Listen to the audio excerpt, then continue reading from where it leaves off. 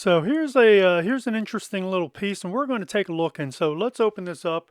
We'll do I think a review later, uh, sooner rather than later. But let's take a look now and see what this is.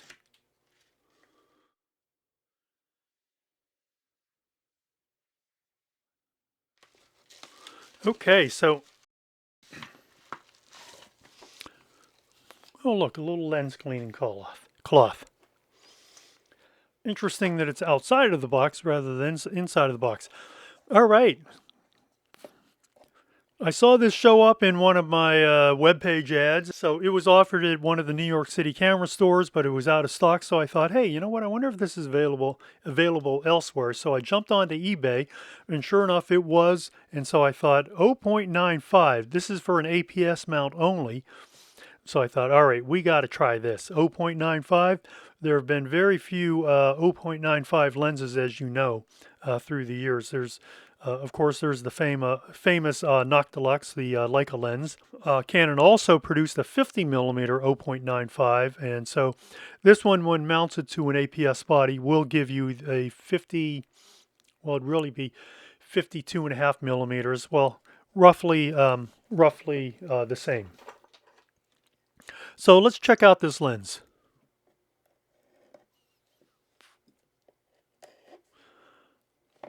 Let's see. So it does say with 0.95, black and silver, lens weight, blah, blah, blah. Let's check it out, shall we? Little silica gel packet. Toss that over there. Small little booklet. So the presentation of this lens is actually quite nice. This is some foam padding that's in the box to protect the lens. I don't know if there's no foam padding on the inside of the box, but it shouldn't matter because you're really only it did have the instruction manual and that other little booklet, so that should keep the lens from bouncing around too much. So this is known as the TTArtisan.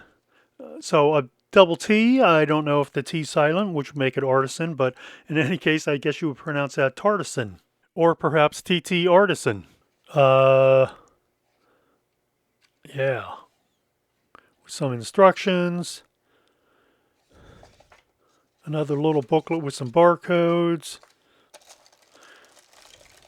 And here's the lens. Actually, this has a, I don't want to say substantial amount of weight, but it does have some weight to it. More than you would expect. Particularly, from some of the stuff made in China. Here's your back cap. Here's your front cap. Oh, screwing cap. It's not nice. I'm going to have to replace that. So this is a 52 millimeter thread. If you look at it closely, does that lettering style remind you of anything? And the answer is, of course, yes. It's very Leica-like in its construction, or in its typography. So let's take a look at the weight of this lens real quickly. So without the caps, the lens weighs,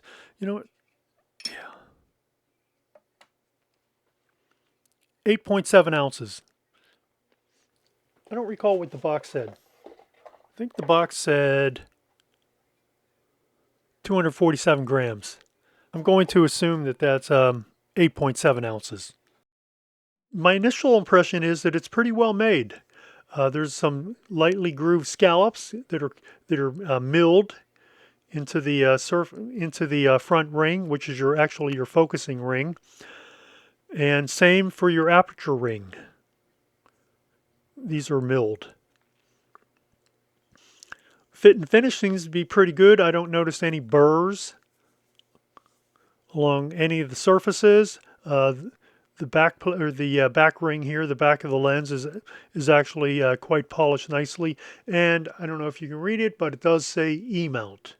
We'll be mounting this to a Sony NEX7. I've shot the daylights out of this camera. This is an excellent little camera.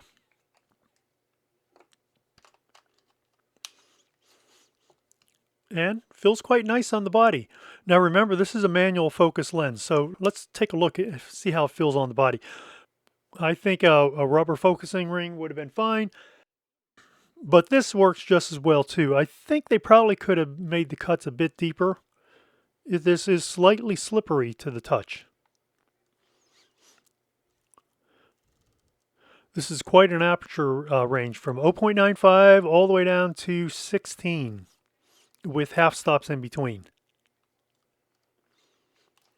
So we're going to have to, we'll have some fun with this. Close focus distance is 0.35 meters, which is roughly what? A foot? Third of a meter? Yeah, roughly a foot. Now, keep in mind that the 1 foot distance is actually better than what you'll see in most rangefinder cameras. In most rangefinder cameras, they generally will top out at about 3 feet.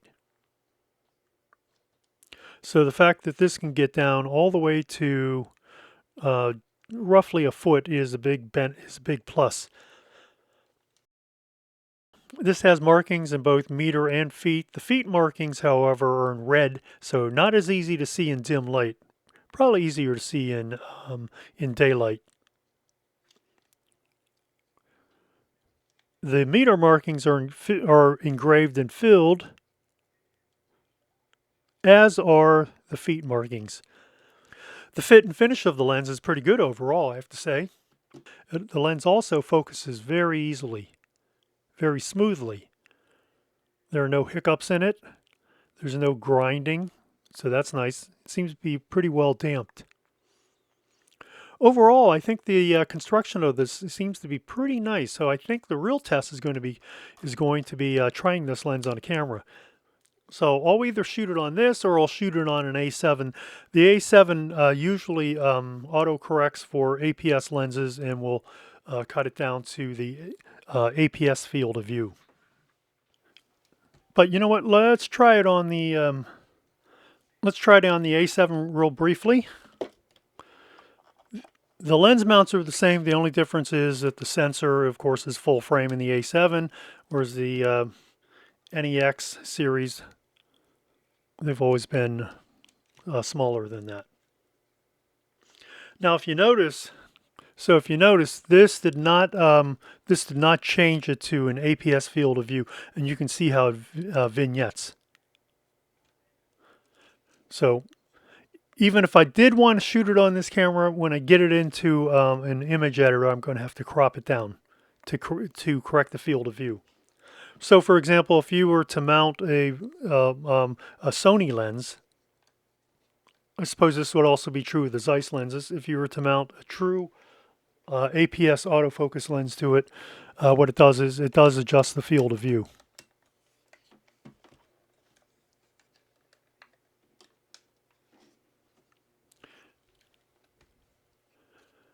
And now you can see how it has adjusted that field of view. And so that's it. I really just wanted to give you, doing a quick unboxing, give you my initial impressions of this lens.